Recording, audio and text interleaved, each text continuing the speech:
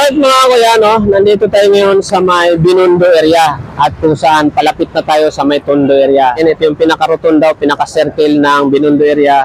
So papasok tayo ngayon dito papuntang Divisoria para maipakita ko naman sa inyo yung kalagayan ng Divisoria area na kung saan yun yung mga pinagtatalunan na lugar na naibinta ng araw. So samahan nyo kami at paki-like and share ng mga video upload natin at siyempre huwag kalimutan mag-subscribe at like, no, sa ating Facebook account Charles Francisco at sana ay mag-comment din kayo at kung mayroon kayong lugar na kailangan nyo papuntahan para i-vlog natin, mag-comment lang kayo sa baba at gagawin natin yan. So tara, samahan nyo ako at ikutan natin yung Divisoria.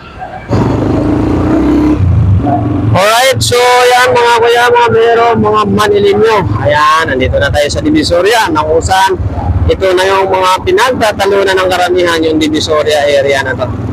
Okay, ito yung Juan Luna, Divisoria. So, kahit sa sulok kasi dito, ay talagang Divisoria ang tawag.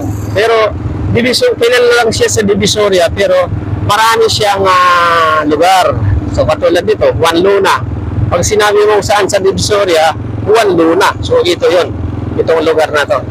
So, ito yung pinaka-main road na kung saan para makapasok ka sa area ng Divisoria.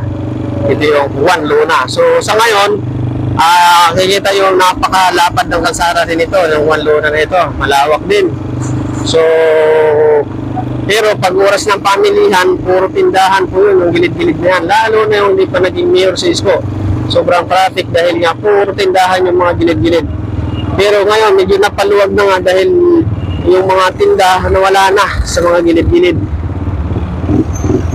Ayan, hirapan na tayong dumaan kasi ma-traffic.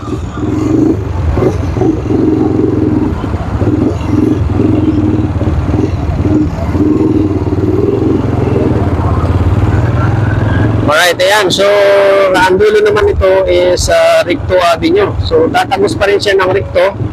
Kaya maiksi lang siya. Pero, ganun pa man, dahil nga ma-traffic, ang ginagawa ng karamihan dito is naglalakad ang mga tao dito.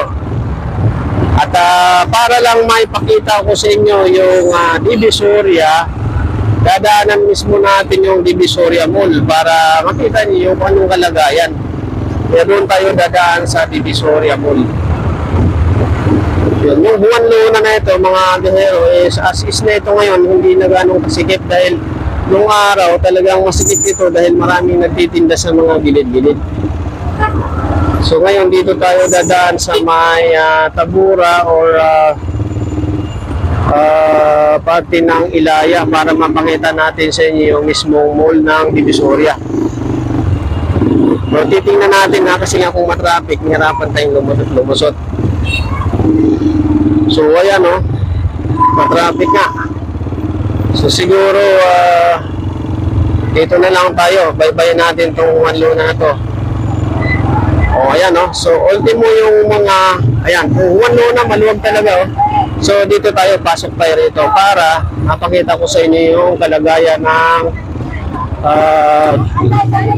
Ilaya. So Ilaya area po ito mga bihero ng mga kuya yung nandito sa lugar na ito. Ayan.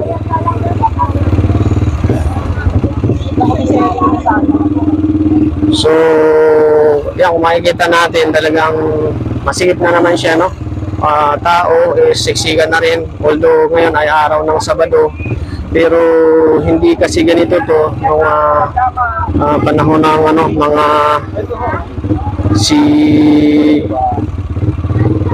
yun pa yung dito yung namumuno dito. So ganun pa man ayan, talagang dati kasi yung panahon niya dito is nakakadaan yung yung sasakyan dito. So hindi na tayo doon lulusot. Ayan talagang makikita nyo, masikip na talaga. Ito yung sinasabi ko na ang laking nagbago talaga nung nawala na si Yorme. So ngayon makikita natin kung anong pagbabago, kung anong mangyayari pag nakaupo na si Yorme dahil Ay, shout out. Oh, tagadi ka naman sa Masbate. Tagadi ka sa Masbate. Tagadi ka sa Masbate. Aruroy. Oh, amo. Oh, may kababayan pa ako dito. Kataingan ako, kataingan. Ah. Kuya Isko official, Kuya Isko.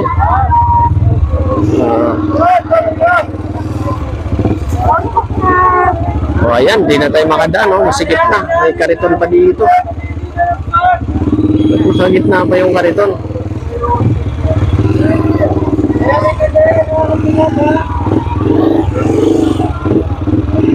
Sa gitna yung kariton. Masikip na nga, nakagitna pa yung kariton. So, ayan, ganun ka lupit dito, mga kuya, mga bihero. Ganun kalupit. Nakita nyo naman, motor lang yung dala natin, ha, pero makikita nyo mahirap, masikip, no? Motor lang. Kahit nga tao, eh. Yun yung pagbabago dito. At dati hindi naman siya ganun. Nakakadaan yung sasakyan dati dito. Although ngayon ay araw ng Sabado, maraming namimili. Pero dapat hindi ganun dahil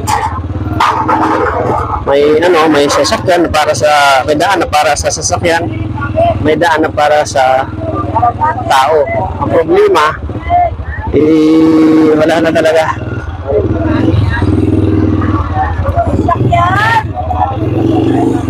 O, di ba? May balandahan ka dito para makadaan ka. Hindi pwede yung goodbye dito.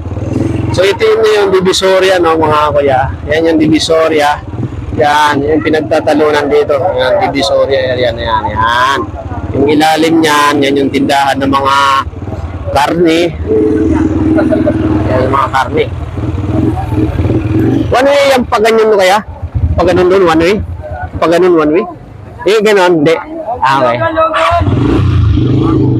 Ate, padaan. So, doon ang one way. Yan, may nakalagay one way. So, dito tayo sa Tabura. Yan. Itong lugar na to is kung tawagin Tabura. So, Ilaya, Tabura, nadala natin. At least, pakita ko sa inyo yung kalagayan. Hi.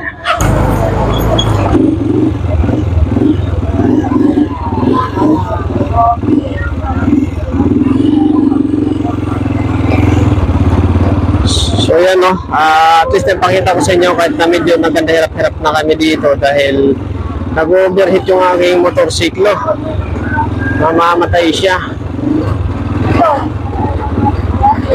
Kasi mainit na yung ano niya, yung makina. Dahil luma na yung ating motor, nag-overheat na. Oh.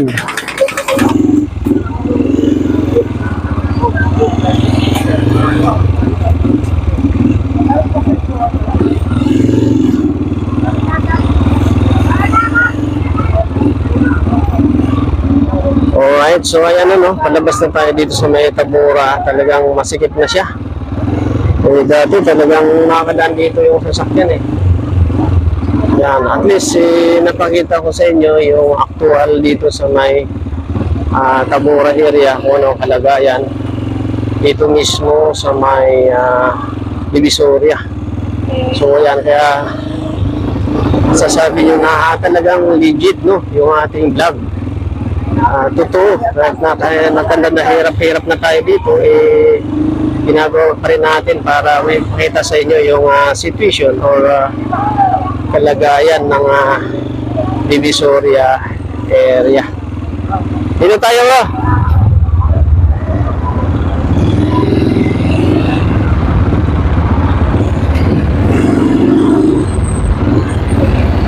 Tayo sa gilid.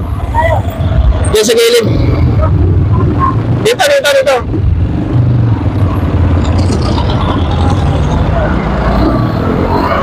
Malilim. Alright mga kuya, nakakita nyo naman kung gaano kasikip na yung Tabura ngayon. namatay-matay pa yung ating motorsiklo, kaya medyo nahirapan tayong makalabas doon sa loob ng Tabora. So, marami kasi yan, Carmen Planas, Ilaya, Tabora. So, dito tayo lumabas sa street na to. Yan yung Tabora Street na kung saan kita nyo naman talagang ultimo motor, mahirap na siyang dumaan. Kaya yun yung mga inaalala ng mga nagtitinda dyan or mga naghahanap buhay dyan dahil siyempre dahil pag si Isko Moreno na, maaaring magbabago na yan. Or kasi dati nadadaanan ng sasakyan yung lugar na yan eh.